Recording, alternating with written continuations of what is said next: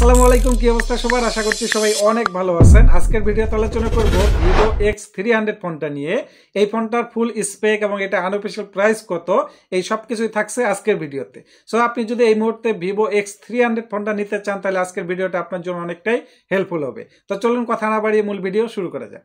এই ফোনটার ডিজাইনটা দেখতে শুনতে ভিভো X200 সিরিজের মতোই করা হয়েছে, কিছু কিছু জায়গায় হালকা পাতলা চেঞ্জ করা হয়েছে। এবং এই ফোনটার থিকনেস ব্যবহার করা হয়েছে 8 mm, এটা ওয়েট ব্যবহার করা হয়েছে 190 গ্রামের মতো। সাথে এই ফোনটাতে তারা কিন্তু IP68 এবং IP69 এর মতো রেটিংও তারা ব্যবহার করছে। সাথে এই ফোনটার ডিসপ্লেতে ব্যবহার করা হয়েছে 6.31 ইঞ্চির একটা 1.5K রেজুলেশনের এলটিপো অ্যামোলেড ডিসপ্লে এবং 120 হার্জ রিফ্রেশ রেটের এই ডিসপ্লেটা।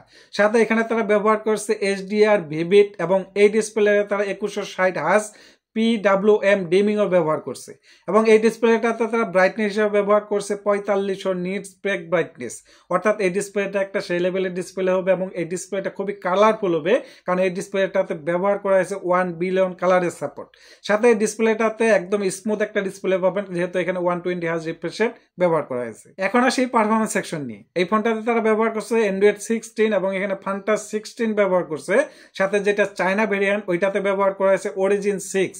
আর এখানে তারা প্রসেসর হিসেবে ব্যবহার করছে MediaTek Dimensity 9500 এবং এটা কিন্তু একটা 3nm প্রসেসর, অর্থাৎ MediaTek-এর সর্বোচ্চ ফ্ল্যাগশিপ প্রসেসরটা এখানে তারা ব্যবহার করছে। ফোনটা পাওয়া যায় দুইটা ভেরিয়েন্টে, 16GB RAM এবং 12GB RAM, সাথে 256GB স্টোরেজ, 512GB স্টোরেজ এবং 1TB স্টোরেজ।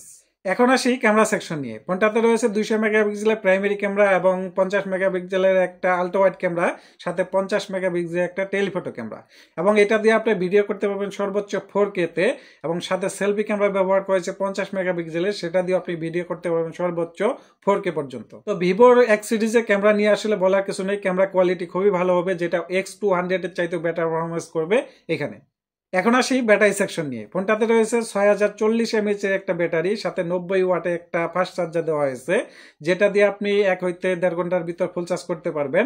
সাথে এটা দিয়ে আপনি ব্যাটারি ব্যাকআপ পেয়ে যাবেন। আপনি যদি ভারী ইউজ করেন সেক্ষেত্রে 1 থেকে 1.5 দিন, আর যদি হালকা ইউজ করেন সেক্ষেত্রে 2 দিন পর্যন্ত ব্যাটারি ব্যাকআপ এখানে পেয়ে যাবেন। এবং এটা কিন্তু ওয়্যারলেস চার্জার এবং রিভার চার্জার দুইটাই কিন্তু সাপোর্ট করে। এবং এই ফোনটা বর্তমানে আনঅফিশিয়াল বেস ভেরিয়েন্টটা পাওয়া যাচ্ছে 85,000 টাকা, বা এর চাইতে কিছু কমও পেয়ে যেতে পারেন। তবে একটা কথা বলে রাখি, 16 ডিসেম্বর পর থেকে কিন্তু আনঅফিশিয়াল ফোনগুলো আর চলবে না। অর্থাৎ আনঅফিশিয়ালের ফোনগুলো কিন্তু অবশ্যই আপনাকে চিন্তা ভাবনা করে নিতে হবে। আপনি যদি আনঅফিশিয়াল ফোন নেন অবশ্যই আপনাকে 16 ডিসেম্বরের আগে নিতে হবে।